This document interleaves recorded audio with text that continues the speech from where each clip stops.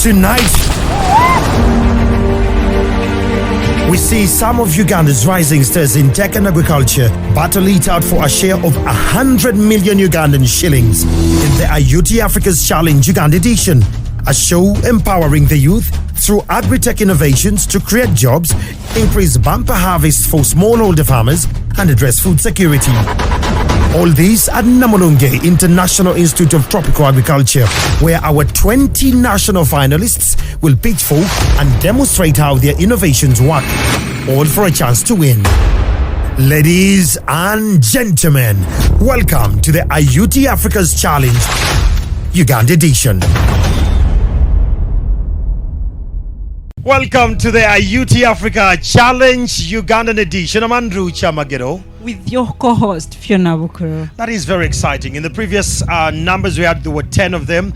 A couple of things that took my attention. One, to me, was the agroecology.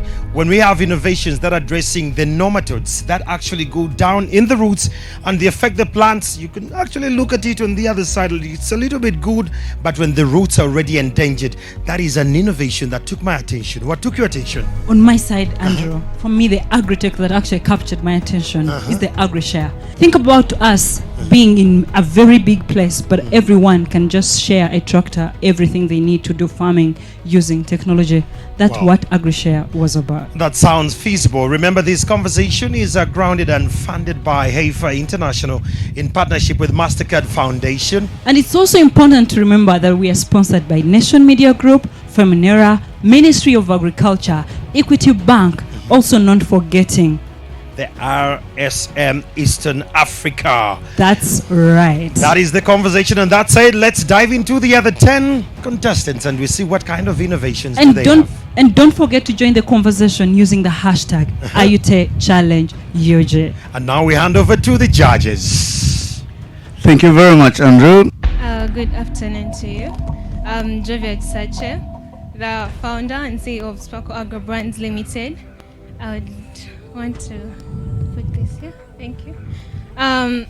Ever since I was a child, my family depended on livestock farming for survival. We often dug ditches to collect rainwater for our animals, and not knowing that these ditches would be breeding places for mosquitoes. And I became a chronic occupant of hospitals due to malaria. Actually, my friends called me a sickler, but was I the only one then suffering from malaria? No. Over 1 in 10 children die every single year just because of malaria.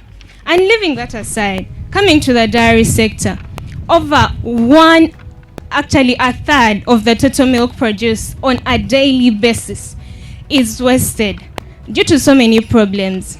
And as Sparkle Agro Brands Limited, we have come up with Sparkle Anti-mosquito skincare lotion, which is 100% organic. It gives you 12 hours of uninterrupted mosquito-free skin. This is wonderful, right? Yeah, our impact, we've been able to impact 100 small-scale farmers who actually sell to us their spoiled milk at the same price as their original milk. This is actually intended to improve on their profits and incomes. Thank you very much. I just wanted to find out how your product compares to other conventional lotions and anti-mosquito products in terms of prices. Actually, the price of this 100 ml is only 5,000. Have you had any clinical tests on the product to ensure it's actually effective? Actually, basically, can you test it yourself and put some and go spend some good hours there and see if it works? Thank you so much. Can you trust it on you?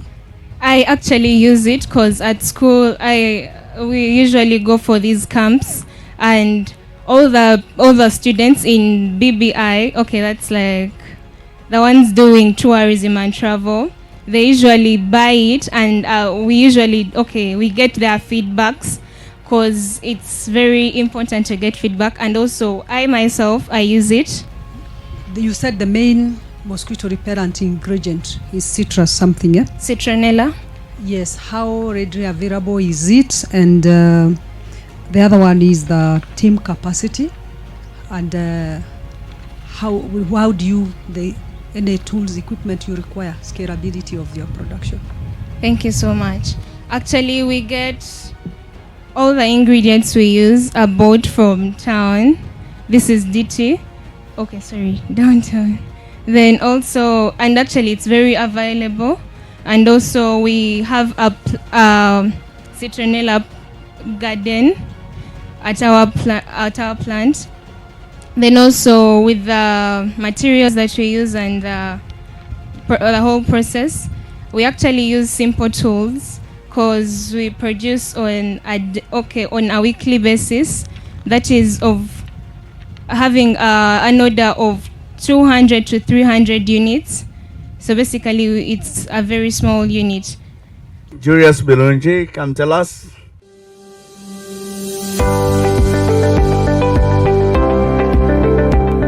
My name is Kule Brad from Menit Farms Limited. I came to present to you our innovation. It is called the EGOT Extension Service application. It's basically seeking out to respond to solve challenges around insufficient data for decision making, knowledge gaps or information gaps, as well as managing disease. So it has two components. It has the record keeping system, which basically acts as a planning tool to enable make realistic projections and decisions.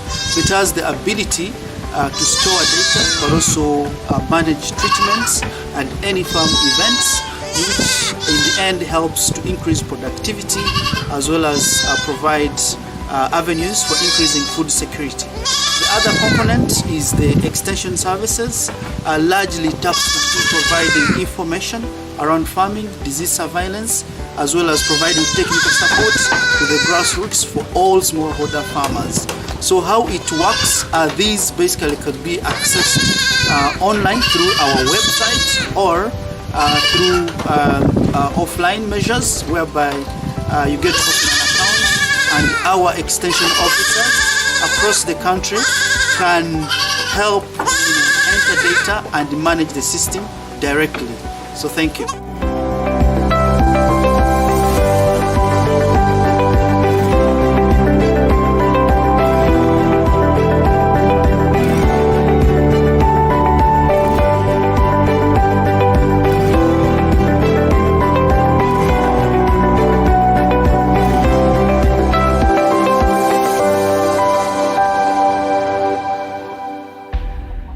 We are basically goat farmers and putting up this platform to help other goat farmers to make it up to standards, but also do goat farming the right way.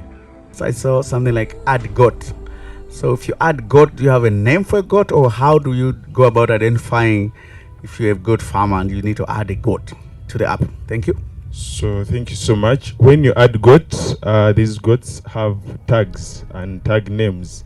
They are linked to their blood percentages because we do the different classifications of these goats to ensure that we know everything about the goat, and we are able to have a report card for each goat. So if I'm selling a goat to Mr. Apollo here, I'm able to, for instance, issue a report to you, and you are able to see whatever has been happening with the goat from birth onwards. Thank you, Julius. I want to understand, how do you make money? One, then you're specifically seeking out a niche market, looking at the goat farming. How big is that market? Good questions. So for this particular product, we are investing and thinking big in terms of data mining. So we have made it free, accessible for free for other farmers, but those that are subscribed have additional incentives that they get. But for the other farmers, they can subscribe because we want that data. For instance, last year, how much do they pay for the subscription? Subscription is 600,000 and it is one-off. Yes. Can we have Kakoza Vianney? System from Van Gil company. This system helps me automatically irrigate my crops. It's called Smart Irrigator. I'm here because of the smart irrigator. Currently, our population is at 48 million, and it is expected that by 2050 it will be 100 million. That's from the World Food Program website. But we know that about 75% of this population is the youth, and many of these youth think that agriculture is for the old. It is not a good thing. It does not gain profit. So we looked at this and we came up with the automatic irrigation system. This system triggers irrigation automatically, whereby if the temperature levels go below a given point, then the pump is automatically switched on to irrigate, and when the water level comes to an appropriate point for a given crop, then the system automatically switches off. Let me invite my friend to talk about the impacts or the benefits of such a system. Hello, thank you so much NTV, thank you so much AyuTe. This is Semambo Gift Benon. Now the main impact of our system is literally to sugarcoat agriculture with IT so that we call on the youth. So the smart irrigation system basically isn't the irrigation of gardens. We've had such automated system around for quite a while. What makes yours different? What makes us different is that we produce based on the requirements and on the capital of the buyer.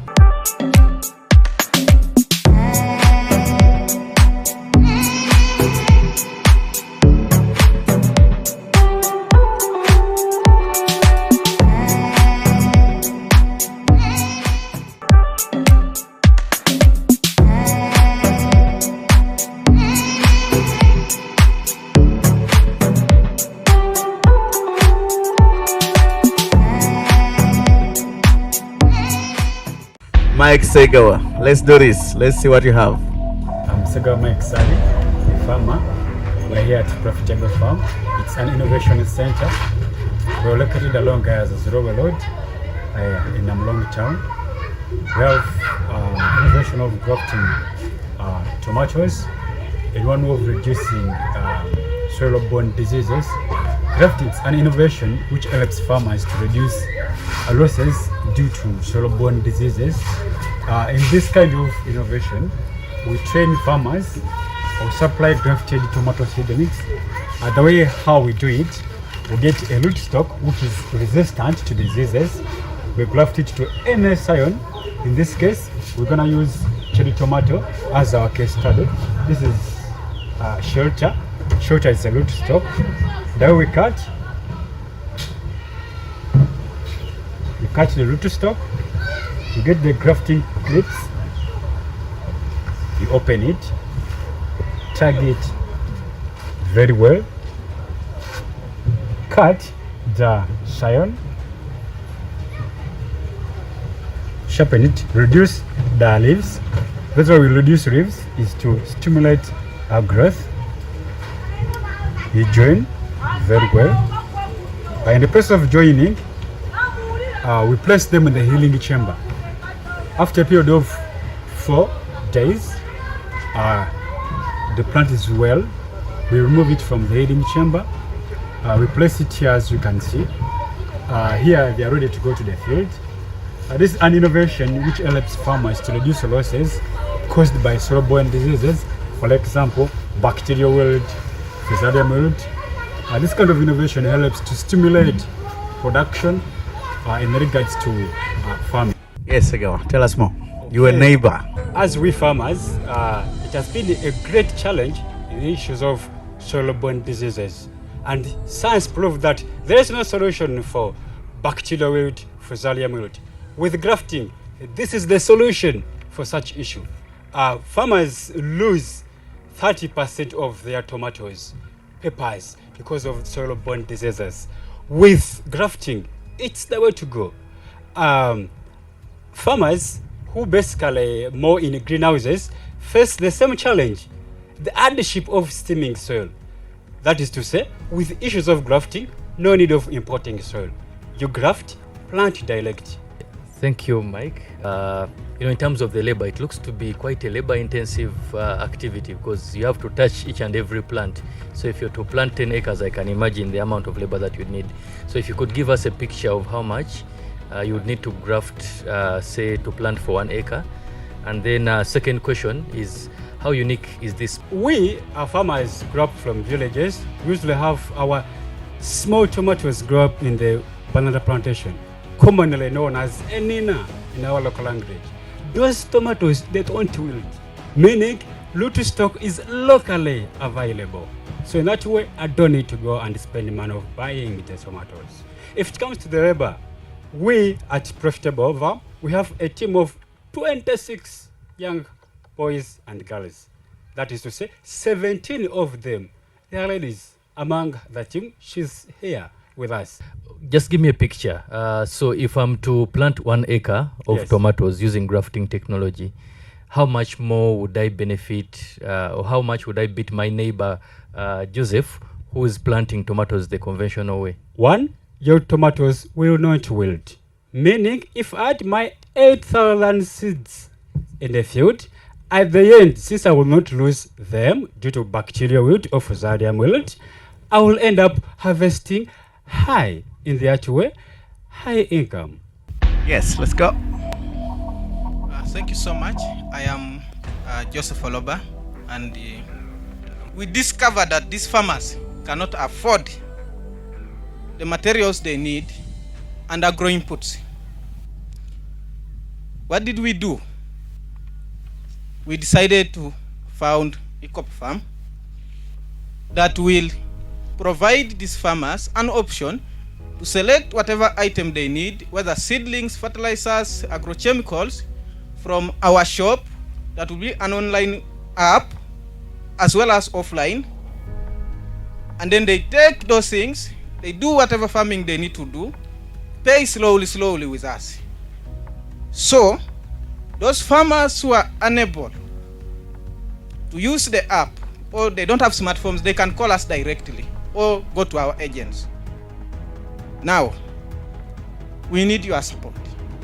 We need the 50 million, and we need it urgently, as soon as yesterday.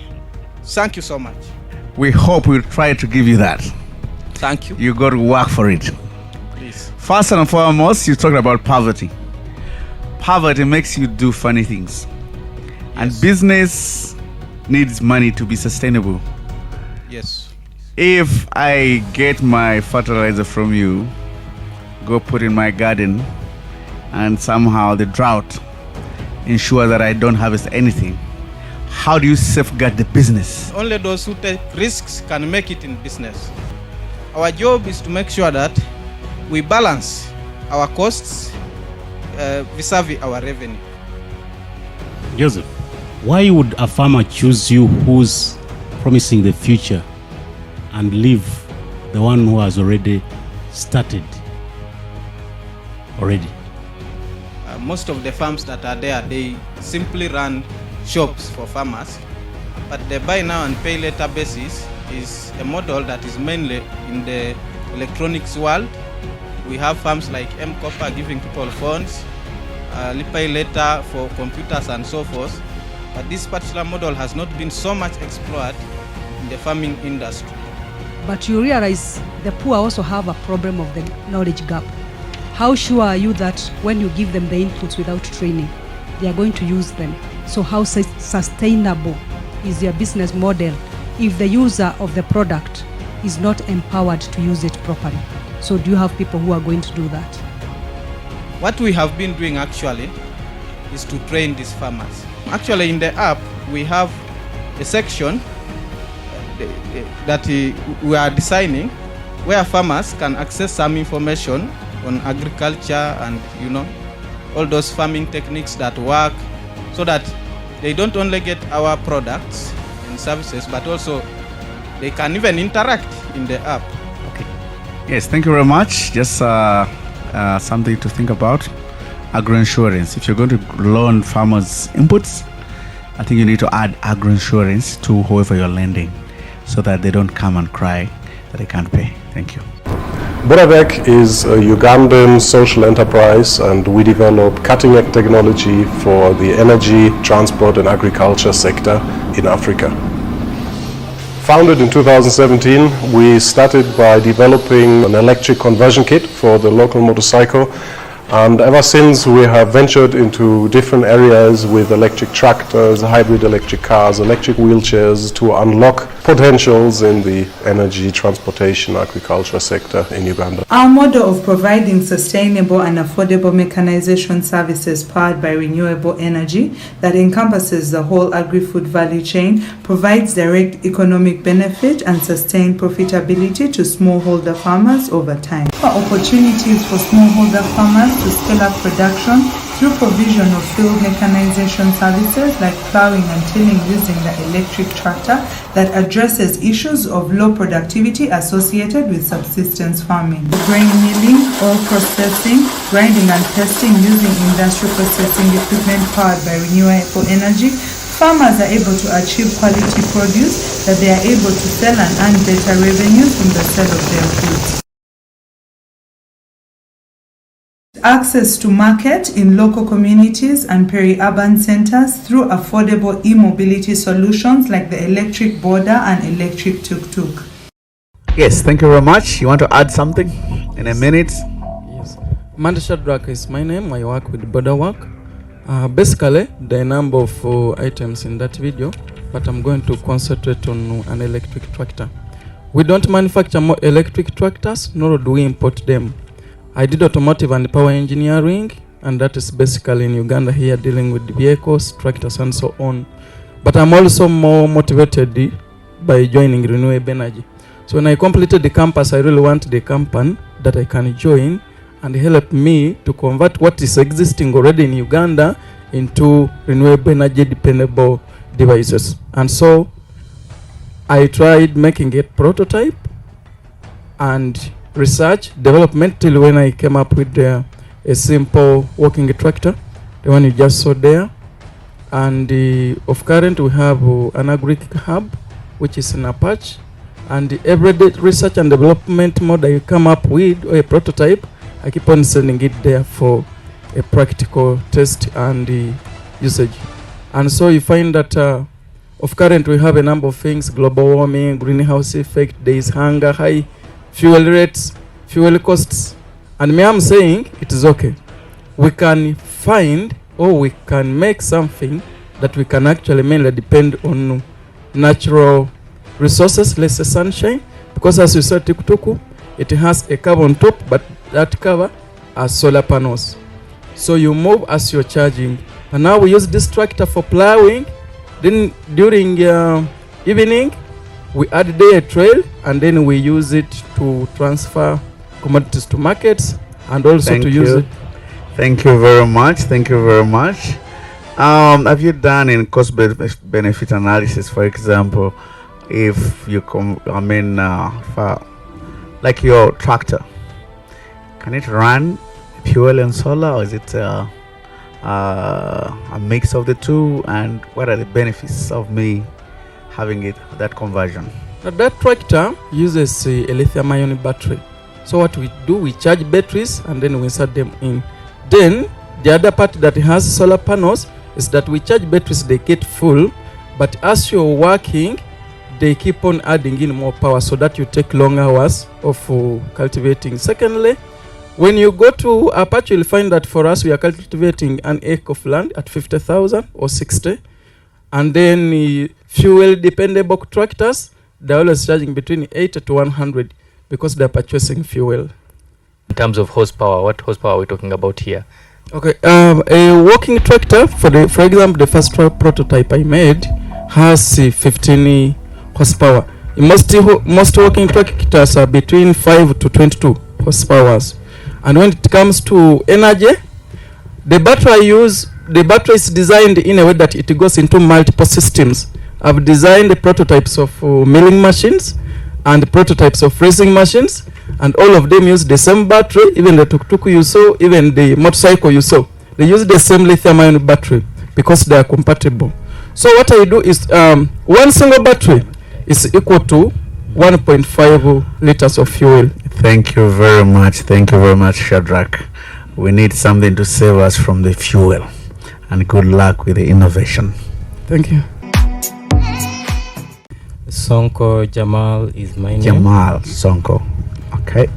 Did you know that supply chain and inefficient market is a daily struggle for 80% farmers in Uganda? At AgriPlanet Uganda, we have created a tech-driven supply chain space of fresh produces that connects directly producers of food with consumers, retailers, and service providers. Our aim is building Uganda's most effective and efficient supply chain platform to improve lives of businesses, consumers, and producers in a meaningful manner. Thank you very much. What's your turnover currently? What's the status of your business? Are you running, or is it still in the head, or are you already going? As I explained in my earlier phase, the business is running. What's your turnover now per month? Every month, our gross income is 250 USD. How much is that in Uganda shillings again? Around 8 million. Jamal, I'm interested in knowing how many numbers in terms of farmers are you already working with, and how many off-takers do you currently control on the platform? Currently, I'm working with 1,500 farmers. On our platform, mainly our application, we are handling over 700 farmers. If you won the 50 million shillings, what are you planning to invest it in? As I explained in my early phase, we want to improve our distribution capacity and establish our application on different servers to innovate for new product categories, to leverage our strengths and customer segments while solving the complex supply chain problems. Thank you very much, Jamal Sonko, and we hope you can transform a lot more lives.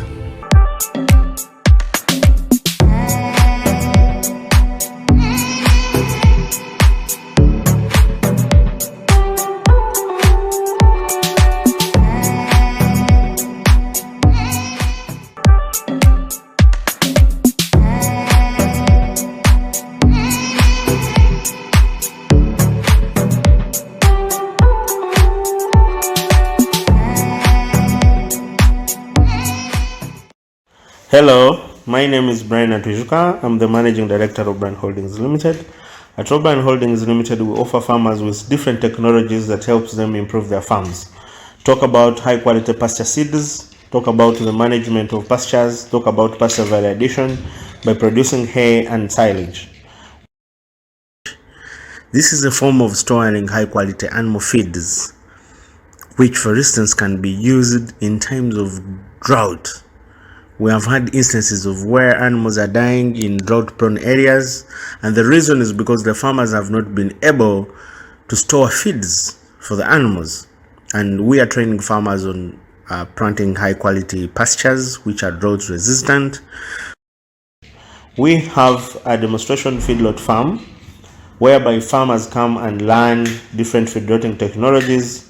With feedlotting, you are able to increase the number of kilos gained by animal per day by 1.5 kilos, 2 kilos, 1.6, depending on the genetics of that very animal that you're trying to fatten. With feedlotting, you're also improving the high quality, you are providing high quality beef to Ugandans because the beef is tender. You control fats distribution, or what we call mapboarding. And we are also able to buy animals from our farmers. We buy animals from our farmers. We have an online system, a marketing system called www.lowbrandcast.com, whereby we are selling high quality beef to Ugandans. We deliver to people's homes in the Kampala metropolitan area. We are also giving Ugandans the leverage to test on special cuts. I thank you so much. Could you tell us about profitability and turnovers at this time and the impact if you have any figures to share. Thank you very much. Currently, well, we have trained over 1,000 farmers in pasture production and management, as well as and also turning crop residues into high-quality feeds. When we talk about the numbers, if you're looking at feedlotting, you're going to be able to at least get about 400 to 600,000 per bull, which is produced under feedlot. Of course, we talked about 90 to 100 days. And of course, yes, it is a running entity. We advise farmers, they take on the farms, they take on the technology, and then we're able to buy the animals from them and market. And these farmers are also able to buy the beef from us. So the model is win-win. We support you as the farmer, and also come back and buy the product that you have supplied us. I'm the export guy. I'm the export market. And I would like to know, if I have business for you for export, the meat, how ready would you be? How soon would you get ready to export the beef? Because I know obviously here we don't have abattoirs that are up to the standard for different export markets. We have some abattoirs which are up to standard, but the problem that those abattoirs are facing is production in terms of the number of animals coming in. How many metric tons can you be able to pull off per month for export? As far as the metric ton, as far as the readiness is concerned, we are as ready as yesterday. Talking about the metric tons, we could look at per month 10 to 20 metric tons of beef. Yes, thank you very much. Last but not least, Dennis Mohereza. Dennis Mohereza, come and give us the closing innovation. According to what is happening right now, we have a lot of climate change, drought, seasonal changes, things of a sort. So we are a team that sat down and thought about something, and I think it's going to work. Actually, it has worked. So let me just describe. So these are water generators, and what we do, we harvest water from the environment. Then how do we do it? That's where the question is.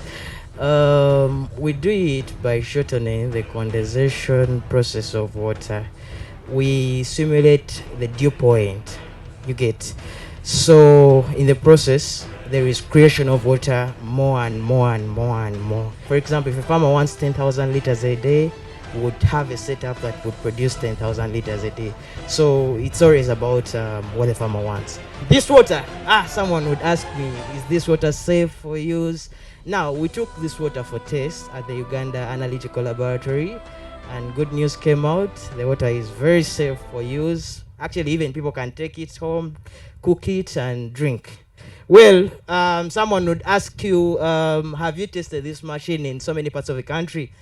We've gone even up to Karamoja, some area in Moroto, in the sub-county of Rupu, and it worked very, very well. In Chisozi, the cattle corridor, go down to Sembavule.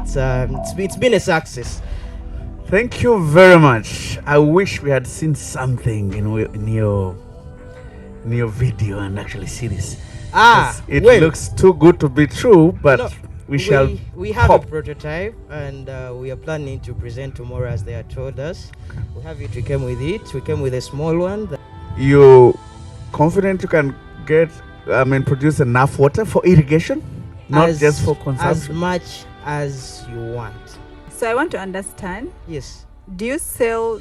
What do you sell? Is it the product? We sell the product. You sell the product. Yes. So a farmer has to buy the product. Yes, the farmer buys the product. So irrespective of the, because what you said, it depends on the setup of the surface area. Yes. For you to produce whatever quantity of water. So if I wanted to produce water enough for 50 acres, what would be the surface area I need to set up? Well, when you say you want enough water for 50 acres, what are you doing on the 50 acres? Irrigation. If you're doing irrigation, yeah, then we shall look at an acre having about 1,000 liters.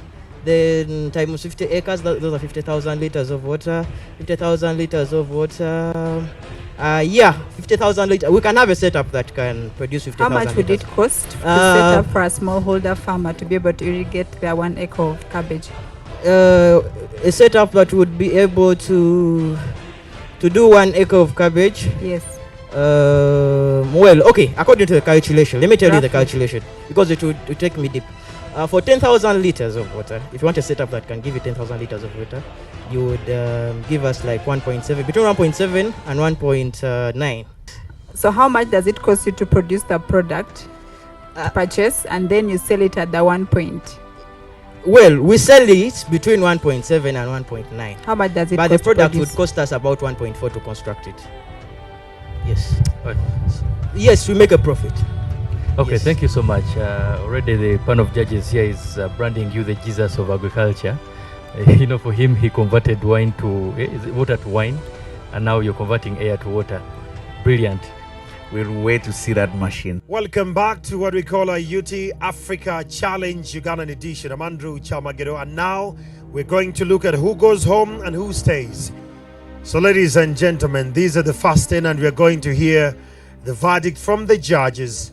So when I read your name, you step forward, and then I will be able to tell you what happens next. Mercy, that's Bruno Akejo. That was Mercy. Mercy, yeah. This is Bruno. And finally, Joseph Oloba. Let's clap for Joseph, ladies and gentlemen. Yes, so we now have 2 groups. Like I said, you are all extremely good, and we are sure you're going to make an impact in the agriculture ecosystem of the country. But like I said, it's a competition, and we need to always see who to work with under certain circumstances. So the group that has stepped forward, unfortunately, you've not moved to the next stage. The group that stayed behind, you are our finalists for this first batch. Round of applause to the winners for this stage. Well done, and congratulations to those that have gone through. How do you feel, Akejo? Yeah, it's a competition, so it's still okay. Yeah, there are so many still more engagements that we need to move on.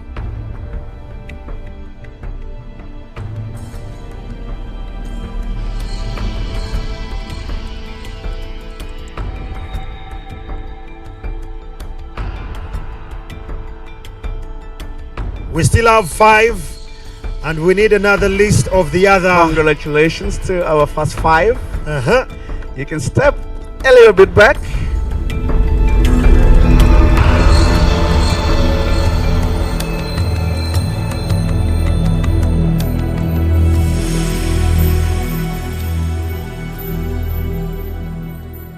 Again, congratulations. You are all finalists, as you know. The one with the cap, kindly take it off. Yes. The cap, thank you. The message is the same. We have really been spoiled for choice. So, when I read your name, you step forward. Mase Atugonza, Mike Segawa, Shadrach Mande, Brian Natujuka, and Dennis Mujeres.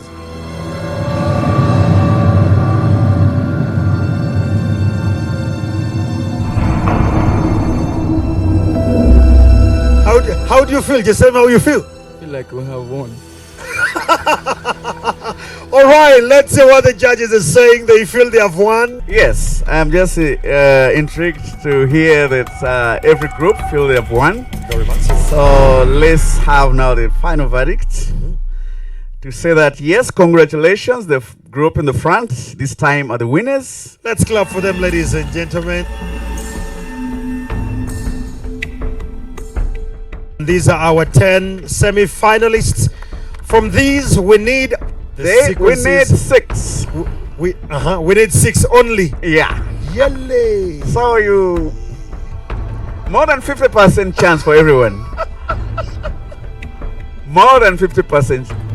So let's see that our Jesus will deliver, and all our innovators, our guy who's going to save us from the fuel, let's make sure that that works.